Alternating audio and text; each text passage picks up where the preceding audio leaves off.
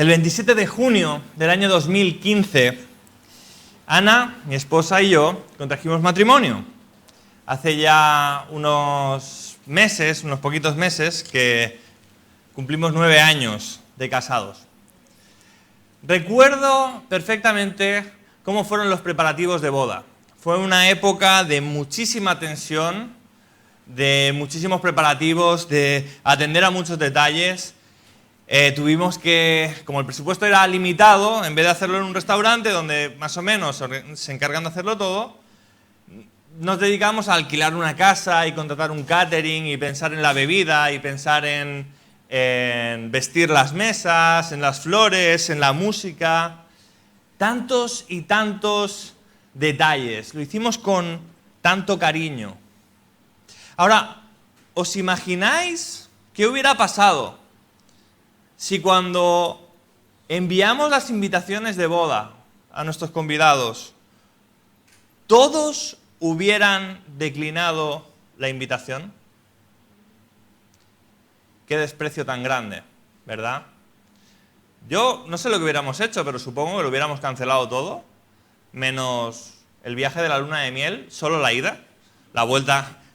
Cariño, en España no nos quiere nadie, ¿sí? Nos quedamos en el Caribe, ¿verdad? ¿Qué sentido tiene hacer esa fiesta si no es para disfrutar con los convidados? La boda se hubiera echado a perder. Yo sé que lo más importante de la boda no era la celebración en sí. Lo más importante que ocurrió aquel día fue el pacto matrimonial que Ana y yo contrajimos delante de los testigos, los amigos, ¿verdad? Pero el sentido de la fiesta era poder gozarnos con nuestros convidados. Bueno, en el texto que acabamos de leer, el texto en el que vamos a estar meditando en esta mañana, ese es el contexto. Estamos contemplando una boda que está a punto de echarse a perder. Una boda que ya ha sido dispuesta, que ha sido preparada, que los animales han sido matados. Está todo listo, solo falta que vengan los convidados, pero todos han declinado la invitación. Vamos a orar, vamos a pedirle al Señor que nos ayude en la comprensión del texto en esta mañana. Señor, venimos ante ti un domingo más, sabiendo que necesitamos oír tu voz, oh Señor. Reconociendo que necesitamos tu guía y tu dirección para saber cómo conducirnos, Señor. Que necesitamos aprender más acerca de tu amor. Que necesitamos mirar más a la persona de Cristo, Señor, para ser transformados por su obra. Ayúdanos a contemplar la cruz, a entender lo que ese sacrificio significó y cómo ese sacrificio aún hoy tiene poder para salvar y para santificar a los pecadores. Ayúdanos, oh Señor, en la comprensión, porque te lo pedimos en tu nombre. Amén. Antes de empezar a desgranar el texto, conviene ponerlo en su contexto. El capítulo 21 inicia con la entrada triunfante de Jesús en Jerusalén.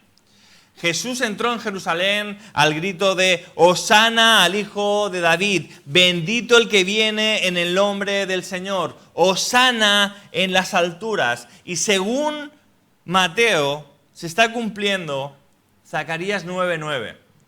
Digo según Mateo porque cita este versículo, lo voy a leer para vosotros, Zacarías 9 y 10. Dice, alégrate mucho, hija de Sión, da voces de júbilo, hija de Jerusalén. He aquí, tu rey vendrá a ti, justo y salvador, humilde y cabalgando sobre un asno, sobre un pollino, hijo de asna. Y de Efraín destruiré los carros y los caballos de Jerusalén, y los arcos de guerra serán quebrados, y habrá paz a las naciones, y su señorío será de mar a mar, y desde el río hasta los fines de la tierra. Así que Si se está cumpliendo esta profecía de que el rey de Israel está entrando en Jerusalén, la expectativa es que a partir de ahora probablemente Jesús lo que iba a hacer era presentarse como rey ante los judíos y probablemente quebrar los carros de los invasores. Es decir, luchar contra los romanos y vencer y traer la salvación de Israel. Sin embargo, esta sección del Evangelio de Mateo, el mensaje principal de Jesús es muy diferente a estas expectativas. Más bien es todo lo contrario. Jesús va a estar enseñando, insistiendo en esta sección, que Él ha venido para arrebatar el reino a los judíos y dárselo a otros. Esto es el contexto en el cual se encuentra nuestra parábola. Fijaos la secuencia de eventos. Mateo 21, versículos del 12 al 17. Jesús expulsa a unos cambistas del templo, acusándolos de haber convertido la casa de su padre, ¿en qué? En una cueva de ladrones. Después de este evento, Jesús maldice una higuera. ¿Por qué? Porque no da buen fruto. Después de eso, Jesús discute con los principales sacerdotes y ancianos del pueblo y les enseña dos parábolas que hemos leído en esta mañana. La parábola de los dos hijos, donde había un hijo que se suponía que no iba a ir a trabajar a la viña y finalmente fue, pero había otro hijo que se suponía que era el que iba a ir a trabajar en la viña. ¿Y qué pasó con el que se suponía que iba a ir? No fue. ¿Os dais cuenta cómo los judíos se podían estar dando por aludidos, por identificados con la enseñanza de Jesús? Y finalmente, una parábola que tal vez es más clara, es la parábola de los labradores malvados, donde hay unos labradores que debían cuidar la viña para dar el fruto a su tiempo al dueño de la viña, y no solo no pagaban los frutos, sino que cuando él envió mensajeros e incluso cuando el dueño envió a su propio hijo, estos los despreciaron y los mataron, ¿verdad? Entonces, lo que tenemos que darnos cuenta es que Jesús, en esta sección, el mensaje principal de toda esta sección es decir a los judíos que el reino les va a ser arrebatado a ellos y va a ser puesto en manos de otros. Ese es el mensaje principal. Entonces, vamos a ver en esta mañana cómo en esta parábola hay dos tipos de invitaciones. Hay una primera invitación para una primera audiencia y hay una segunda invitación, un tipo de invitación diferente. Por último, veremos que también hay un código de vestimenta para estar en esas bodas. En primer lugar, vamos a leer nuevamente los versículos del 1 al 3. Mateo 22, versículos del 1 al 3, dice así la palabra del Señor. Respondiendo Jesús, les volvió a hablar en parábolas, diciendo: el reino de los cielos es semejante a un rey que hizo fiesta de bodas a su hijo y envió a sus siervos a llamar a los convidados a las bodas, mas estos no quisieron venir. Os confieso que siempre que tengo que enseñar acerca de la doctrina del llamamiento eficaz, o la doctrina de la elección un poquito más en general, siempre de una forma u otra acabo apelando a esta parábola. Porque esta parábola nos da el contexto apropiado. Lo que yo he observado, que hay hermanos, estoy hablando de hermanos, no estoy hablando de gente del mundo, no estoy hablando de herejes, no, estoy hablando de hermanos. Hay hermanos que están luchando o que luchan en ocasiones con la doctrina de la elección y básicamente la idea con la que luchan es con esta. A ver si la puedo ilustrar. Algunas personas, cuando piensan en la doctrina de la elección, se imaginan una cola interminable de gente queriendo entrar al cielo. Y en la puerta, una especie de guardia de seguridad, diciendo: perdone caballero, con calcetines blancos no puede pasar. Como si hubiera mucha gente queriendo entrar al cielo y Dios caprichosamente eligiera quién va a entrar y quién no. Y hay personas que luchan con esta idea. Oye, es que hay gente que quiere ir al cielo Pero Dios solo va a dejar entrar a sus escogidos. Pero ese no es el contexto de nuestra parábola. El contexto de nuestra parábola es que el padre, el rey, ha preparado una fiesta de bodas a su hijo, ha enviado invitaciones y todos los que han recibido las invitaciones han declinado la invitación. No hay nadie queriendo entrar en las bodas. Ese es el contexto. No hay nadie de forma natural, sin que el Padre haga algo, sin que el Padre intervenga. No hay nadie que quiera ir al cielo. A veces conocemos a personas, mis hermanos, y hablas con ellas y tú dices, mira, esta persona está buscando a Dios. Pero realmente las personas buscan cosas que solo Dios puede dar. Hay veces que las personas parece que están buscando la verdad y solo Dios la puede dar. Hay personas que están buscando la felicidad, el sentido, el propósito en la vida. Hay personas que están buscando la forma y el camino de hallar al cielo y eso solo Dios te lo puede dar. Pero buscar al Dios vivo y verdadero, no hay nadie en este mundo que lo haga de forma natural. Si Dios no interviene, no hay nadie queriendo entrar al cielo, ni siquiera uno. No hay quien busque a Dios. Ese es el contexto de nuestra parábola. Una parábola que nos está presentando este drama. Hay un hijo que no se va a poder casar porque su padre le ha preparado bodas, pero no hay convidados. Seguimos leyendo, versículo 4. Volvió a enviar otros siervos diciendo, decid a los convidados, he aquí, he preparado mi comida, mis toros y animales engordados han sido muertos, todo está dispuesto, venid a las bodas. Mas ellos, sin hacer caso, se fueron, uno a su labranza, otro a sus negocios, y otro, tomando a los siervos, los afrentaron y los mataron. Esto es más que mera indiferencia. Tú puedes pensar cuando ves que uno se va a su labranza y otro se va a sus negocios, que simplemente están ignorando la invitación. Pero hay otros que se levantan contra los mensajeros y los afrentan. Hay un odio tan grande por ese rey que cuando envía a sus mensajeros los afrentan. El mundo no solo está indiferente a las cosas de Dios, el ser humano es enemigo de Dios.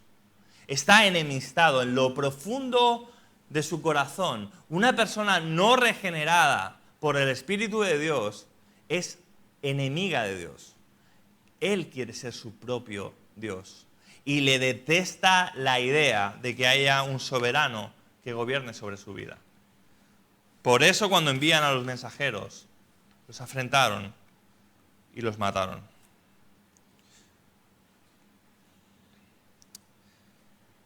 Recuerda que esta enseñanza está dirigida en primer lugar a Israel, a los líderes espirituales y religiosos de Israel. Pero también es aplicable a nuestros días. Tú y yo tenemos que confesar que si Dios no hubiera hecho algo extraordinario, tú y yo no hubiéramos ido a sus pies. En la vida cristiana hay veces que tendemos a pensar que hay una especie de motivo oculto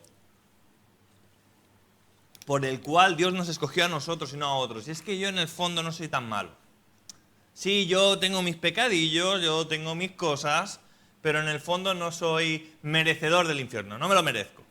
Y como no me lo merezco, por eso Dios al final pues me salvó y pagó por mis pecadillos y ya está. Pero ¿sabes cuál es la realidad? Que tú y yo somos merecedores del infierno. Que tú y yo somos estas personas. Que tú y yo hemos rechazado la santidad, la gracia, la bondad de Dios.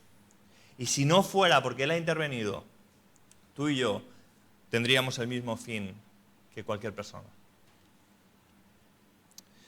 Versículo 7. Al oírlo, el rey se enojó y enviando a sus ejércitos, destruyó a aquellos homicidas y quemó su ciudad. Y aquí estamos viendo la severidad de este rey. Este rey no dejó las cosas pasar, no las pasó por alto.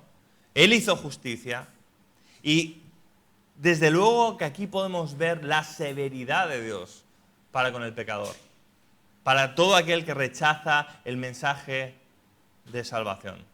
Aquí podemos ver al rey que se enojó y envió sus ejércitos y destruyó a aquellos homicidas y quemó la ciudad. Ahora, antes de meditar en la severidad de Dios, tenemos que recordar la bondad que Dios ha tenido para con estas personas.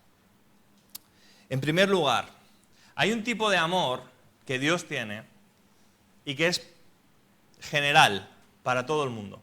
Hay veces que las personas me preguntan, Samuel, ¿podemos decir que Dios ama a todo el mundo? Y yo digo, sí, depende de lo que quieras decir. Por ejemplo, está el amor de benevolencia de Dios. Dios es benevolente para con todo el mundo. ¿Qué significa eso? Que Dios quiere el bien de todas las personas. Y esto es tremendamente relevante, mis hermanos. Fíjate, Ezequiel, capítulo 18, versículo 32, dice, porque no quiero la muerte del que muere, dice Jehová el Señor, convertíos pues y viviréis. Dicho de otra manera, Dios no tiene ningún tipo de gozo, Dios no tiene complacencia en la muerte del que muere, aunque Él va a condenar a las personas que justamente le han rechazado y Él va a aplicar su justicia, Él no tiene ninguna especie de deleite en la muerte del que muere. Él se va a glorificar a sí mismo exhibiendo su justicia cuando condene al pecador. Dios lo va a hacer por amor a su nombre, pero Él no tiene una especie de complacencia con el dolor y el sufrimiento de esas personas. Dios quiere el bien de todo el mundo. Dios ha mostrado su amor benevolente para con todo el mundo. Él quiere que te vaya bien. Y eso es muy importante cuando compartimos el Evangelio. Porque ahora voy a hablar a los que no tienen problemas con la doctrina de la elección. Si tú no tienes problemas con la doctrina de la elección y entiendes que Dios nos escogió desde antes de la fundación del mundo y que solo van a ir al cielo los escogidos, tienes que recordar esto. Dios, cuando nosotros en nombre de Dios predicamos el Evangelio y predicamos al perdido, podemos tener por cierto que Dios quiere que esa persona se arrepienta. Yo no sé si es escogida o no. Yo no sé si finalmente, al final de los días, Dios lo va a salvar o no.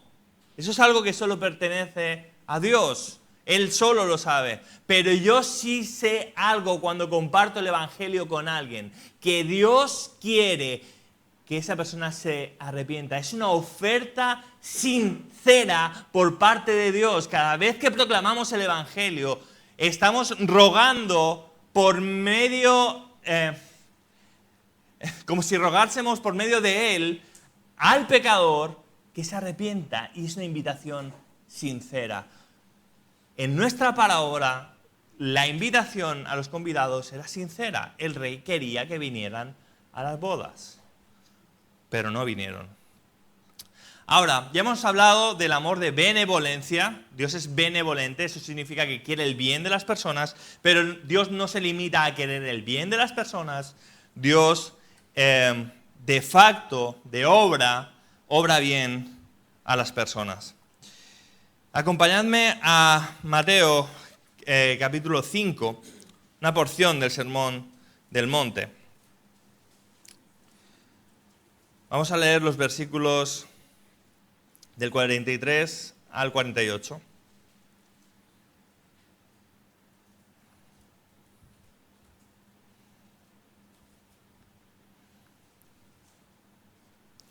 Y vamos a ver el amor beneficiente de Dios.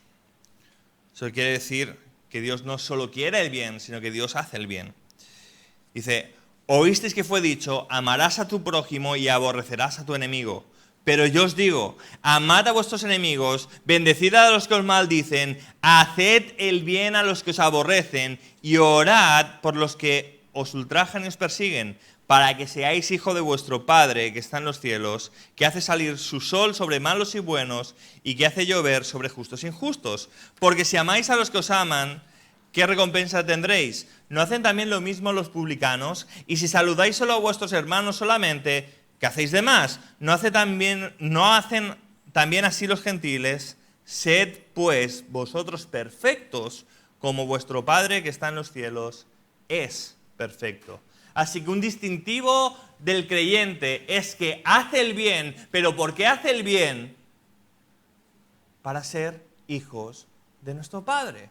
Nuestro Padre es un Dios que hace el bien a justos y a injustos. Hace salir su sol para buenos y malos.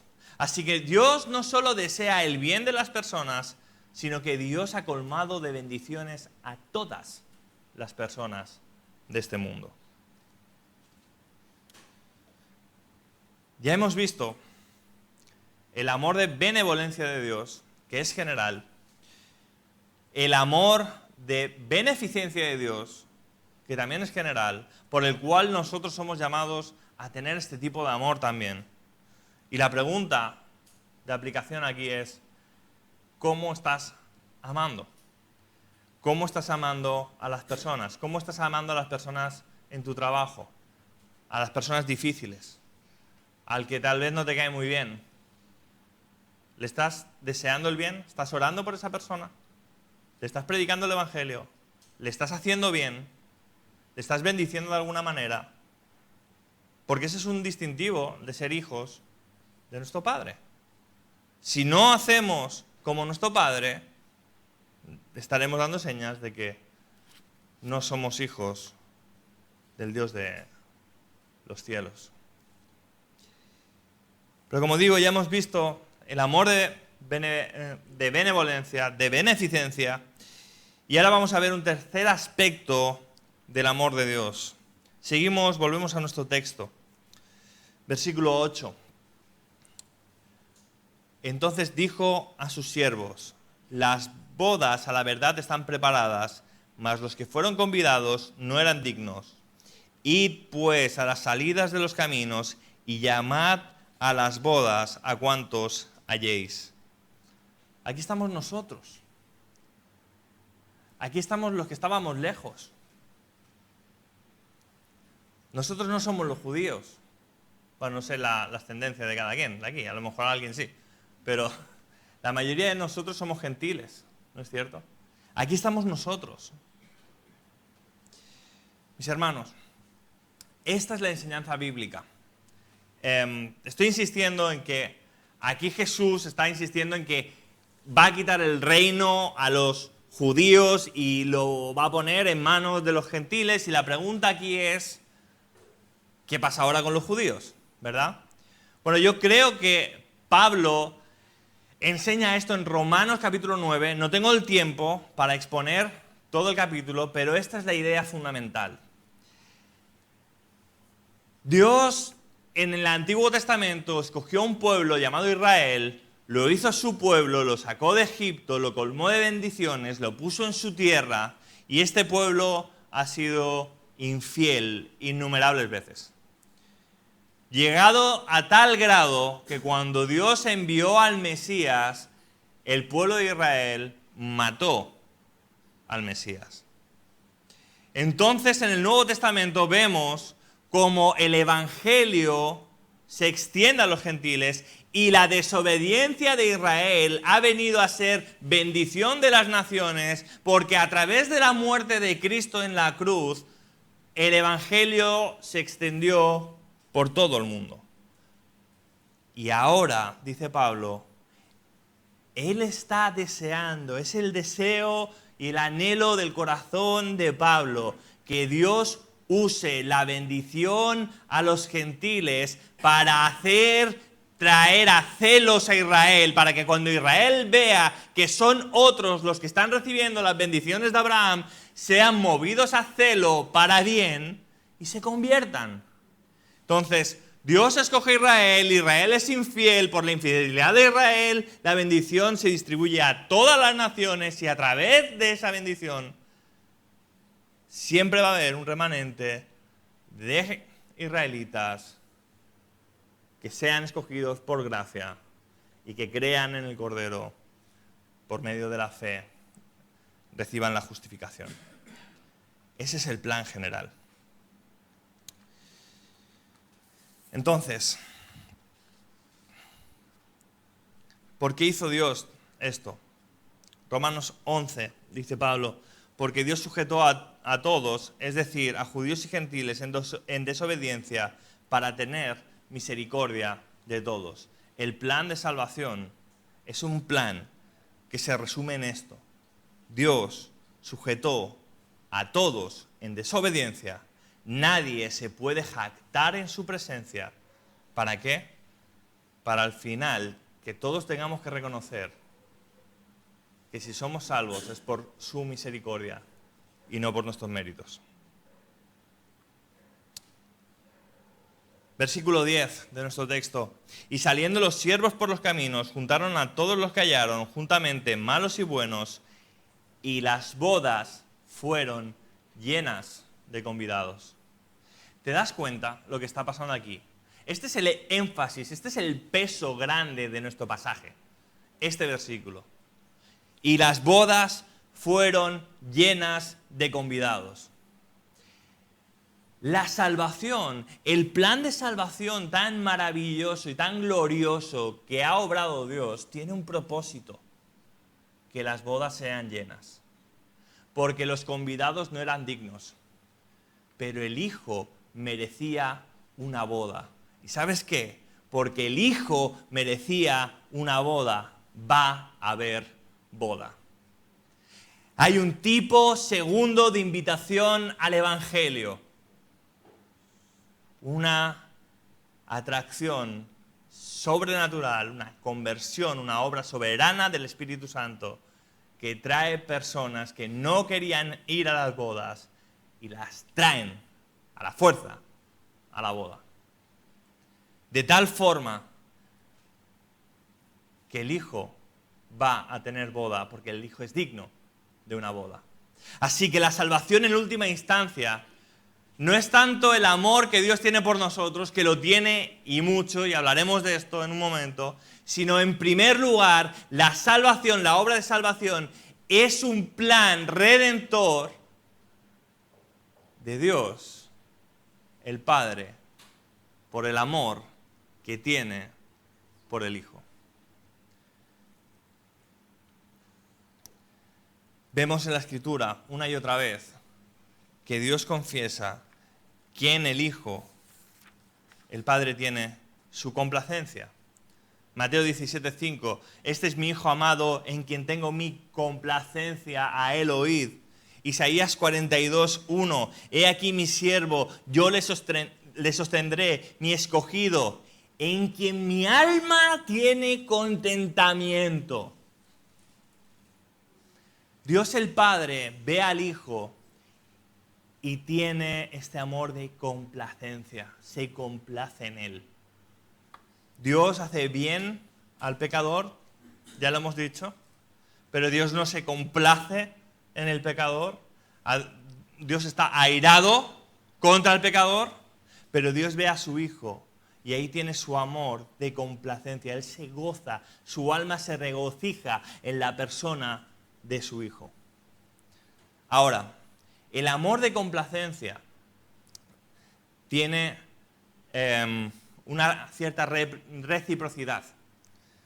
No solo que el Padre se complazca en el Hijo, sino es que el Hijo se complace en hacer la voluntad de su Padre. Juan 4, después de la conversación con la samaritana en el pozo, dice así, versículo 32, Él les dijo, tengo una comida que comer que vosotros no sabéis. Entonces los discípulos decían unos a otros, ¿le habrá traído alguien de comer? Jesús les dijo, mi comida es que haga la voluntad del que me envió y acabe su obra. Para Jesús, obedecer a su Padre era su comida, era su saciedad, era lo que a él le llenaba. Eso saciaba su sed, eso saciaba su hambre, porque Jesús se gozaba en su Padre. Dios ha diseñado un tipo de institución, un tipo de relación para que nosotros, aunque lo hacemos imperfectamente, podamos reflejar este tipo de amor, de complacencia. Me estoy refiriendo, por supuesto, al matrimonio. Yo creo que por eso esta ilustración es una boda, ¿sí? Porque este tipo de amor se da en el matrimonio. Dice Cantares, capítulo 7, versículo 10, yo soy de mi amado y conmigo tiene su contentamiento. ¿Os dais cuenta? Yo soy de mi amado, yo pertenezco a mi amado, pero ¿qué pasa con mi amado? Que mi amado me pertenece a mí porque es en mí donde mi amado tiene su contentamiento. Hay un sentido de doble pertenencia. Yo le pertenezco a él y él me pertenece a mí. Y así es como deberíamos vivir el matrimonio. Tú ves cómo se habla del matrimonio en el mundo y dices, no, las personas no tienen dueño, pero la Biblia dice todo lo contrario. Yo soy de mi esposa y mi esposa es mía. No estoy hablando de algo posesivo, no estoy hablando de algo egoísta, sino todo lo contrario. Yo tengo mi contentamiento, o yo debo tener mi contentamiento, mejor dicho, en la persona de mi esposa y ella en mí. Y de esta forma, aunque lo hacemos muy imperfectamente, pero el matrimonio debería reflejar el tipo de amor que siempre hubo entre la Trinidad y sus personas. Un amor complaciente, un amor que es diferente, un amor que es exclusivo.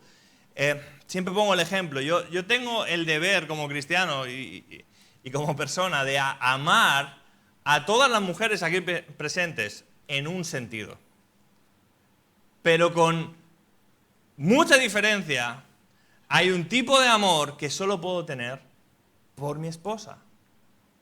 Ese tipo de complacencia, ese tipo de unión, solo lo puedo tener, está reservado, es exclusivo para mi esposa. Y Dios ama de esa forma a su Hijo amado.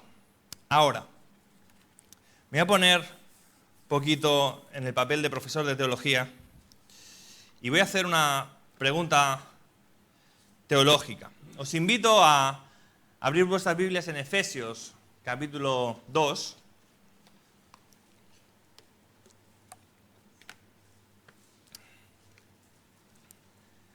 Versículos 11 y 13.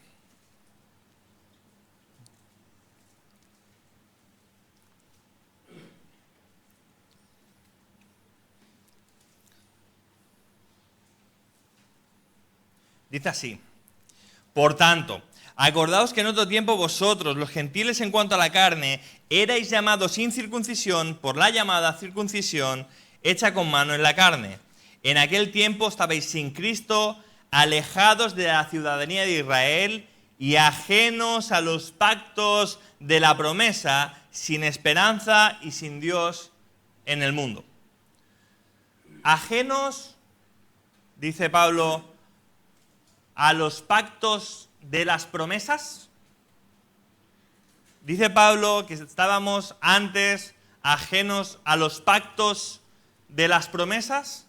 No, lo dice en singular, ¿verdad? A los pactos, en plural, de la promesa en singular. Ok, os hago una pregunta. ¿Qué promesa es esa? No contestéis. ¿Quién es la promesa? ¿Qué es la promesa? Bueno, no hace tanto, hice esta pregunta en un foro más pequeño, más reducido, en un estudio, y dejé contestar. Y hubo alguien, por supuesto, que dijo, ¡Cristo! Y yo lo sabía, que alguien iba a decir eso. Pero la verdad es que estoy preguntando, no por el cumplimiento de la promesa, sino por cuál es la promesa. Cristo es el cumplimiento de esa promesa. Pero ¿cuál es la promesa del Antiguo Testamento? ¿Cuál es la promesa de los pactos? No tengo el tiempo para demostrarlo exhaustivamente, pero yo diría que es lo siguiente. Génesis 17:7. Y estableceré mi pacto entre mí y ti y tu descendencia después de ti en sus generaciones por un pacto perpetuo para ser tu Dios y el de tu descendencia después de ti. Jeremías 24:7. Y les daré un corazón para que me conozcan que yo soy Jehová y me serán por pueblo y yo les seré a ellos por Dios, porque se volverán a mí de todo su corazón. ¿Te das cuenta del sentido de doble pertenencia? Ellos van a ser mi pueblo, yo voy a ser su Dios. Esa es la promesa en los pactos.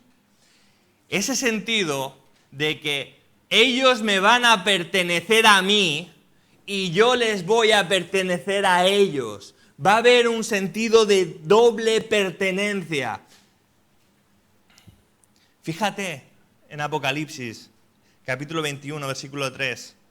Y oí una gran voz del cielo que decía: He aquí el tabernáculo de Dios con los hombres, y Él morará con ellos, y ellos serán su pueblo.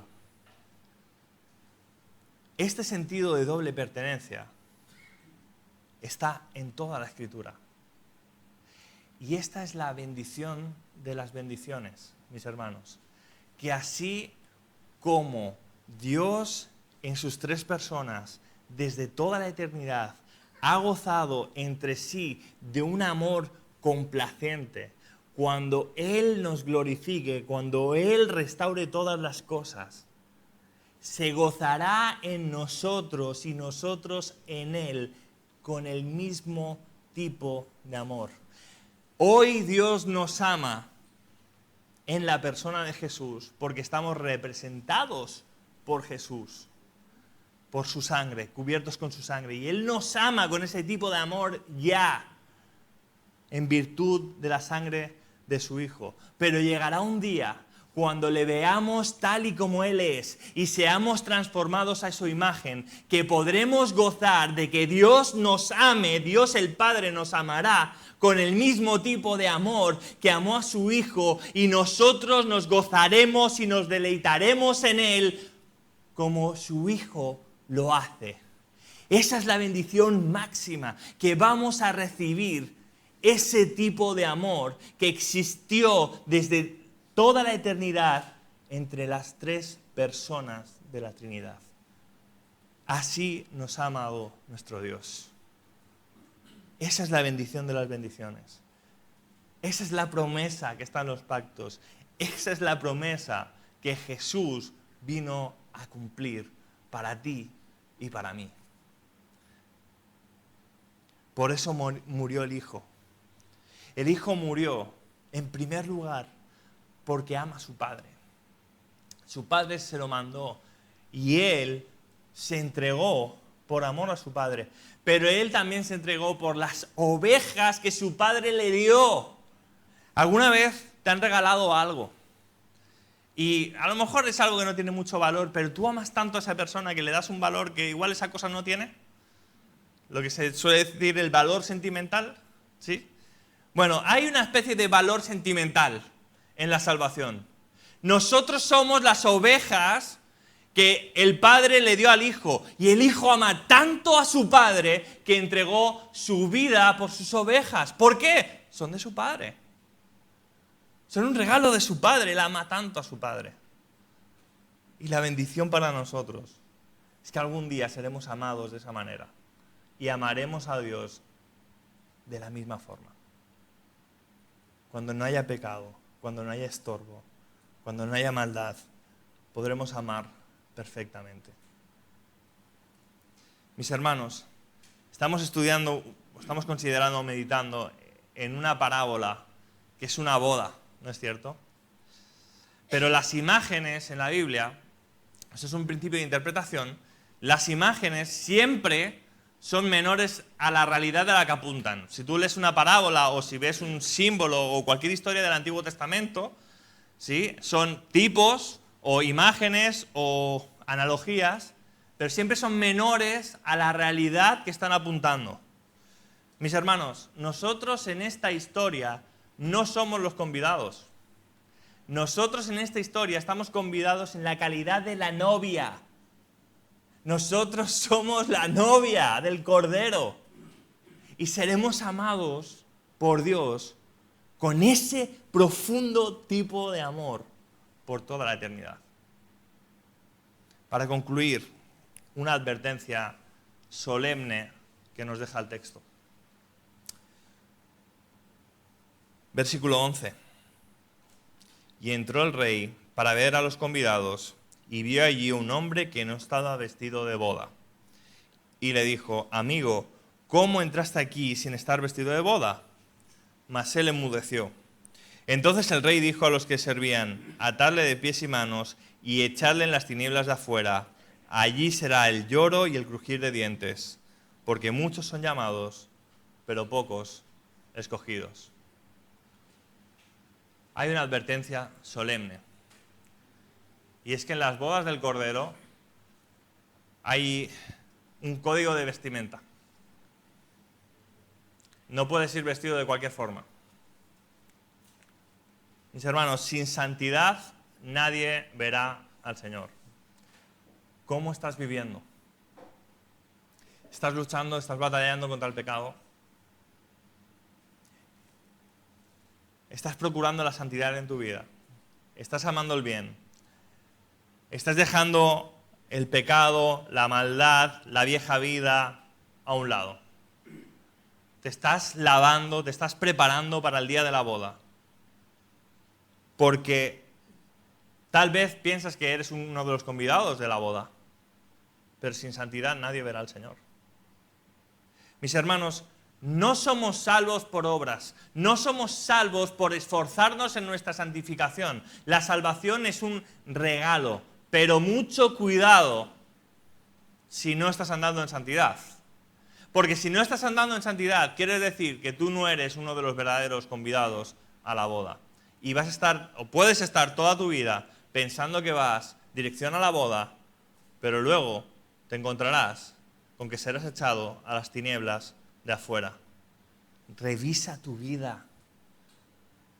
Ama la santidad. Vive en santidad. Aquí tenemos dos grandes verdades. La gracia de Dios, que no la podemos llegar a entender. El amor profundo de Dios, que escapa a nuestra comprensión. Y por otro lado, la necesidad de ser santificados, de ser limpios. Es una obra que hace Él en nosotros, con nosotros. Es una obra, la santificación en nuestra vida es una obra que hace Él en nosotros, así que Él se lleva el mérito, pero lo hace trabajando a través nuestro, así que lo hace con nosotros. Amerita, requiere tu esfuerzo. Nadie es pasivo en su santificación, esperando que Dios haga algo que yo no quiero hacer. No, eso no va a pasar. Pero tampoco nadie es capaz, si Dios no hace esa obra en él, de ser santificado. Y es importante, porque puedes pensar que vas camino al cielo y realmente no vas a entrar. Va a haber boda, mis hermanos.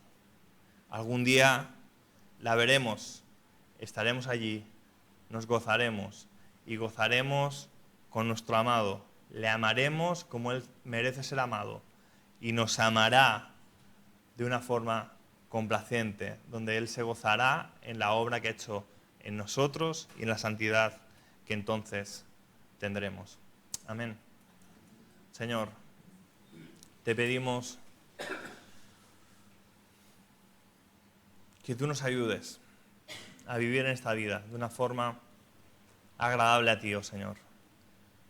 Porque tú has obrado un plan de salvación que es tan maravilloso, tan perfecto, tan sublime, que nuestra mente no lo alcanza a entender, oh Señor.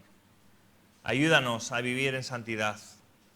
Ayúdanos a amar el bien, a buscar la justicia, a seguir los preceptos de tu palabra, a tener a tu palabra en alta estima y no el consejo del mundo, oh Señor. Ayúdanos a andar sabiamente, como a ti te agrada, porque anhelamos el día en que tú nos transformarás por completo en que esto ya no será una batalla, será una victoria consumada. Y anhelamos el día que te podamos ver cara a cara, oh Señor, y gozar de ti, de tu hermosura, de tu belleza, por los siglos de los siglos. Ven ya, Señor Jesús, porque te lo pedimos en el nombre de Cristo, Señor nuestro. Amén.